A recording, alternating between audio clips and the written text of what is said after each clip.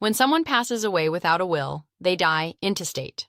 Their assets will transfer to their heirs through probate court according to the laws of intestate succession. Unfortunately, intestacy proceedings don't leave the decedent's family and friends with much say over who gets what.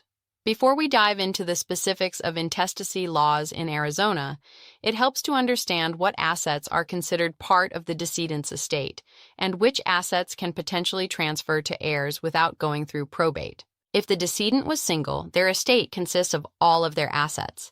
If the decedent was married, then their assets are subject to the state of Arizona's community property laws. Basically, any assets acquired before the marriage and any assets acquired after a divorce or legal separation are considered individual property. All property that is acquired during the marriage is considered community property and is shared equally by both parties, each holding a 50% interest. Therefore, when a married person dies in Arizona, their estate consists of their individual assets plus 50% of their community property. The exception to this rule is that if a spouse commingles their individual assets with their joint assets to the point that they cannot be distinguished, those assets become community property.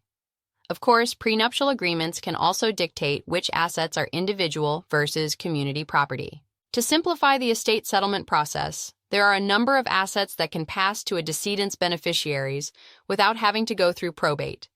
These assets have contractual beneficiaries built into the account, and the financial institution holding the assets will automatically transfer them to the beneficiaries as soon as they receive the decedent's death certificate. As such, these assets will not be affected by intestacy probate proceedings.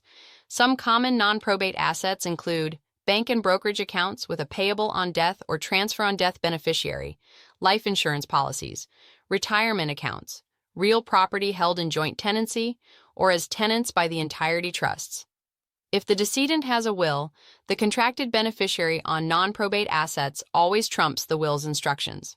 However, contradictions between the two will often lead to people contesting the will's validity, which significantly slows down the probate process. As you can see, Arizona probate laws can be complex.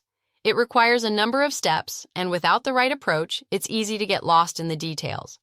At Jackson White, we can make probate a clear, easy-to-understand process. If you'd like help with probate matters, call the talented team at Jackson White Law today. We can help explain your legal options and direct you to the probate solution that works for you and your loved ones. Call our probate team at 480-933-5242 to discuss your case today.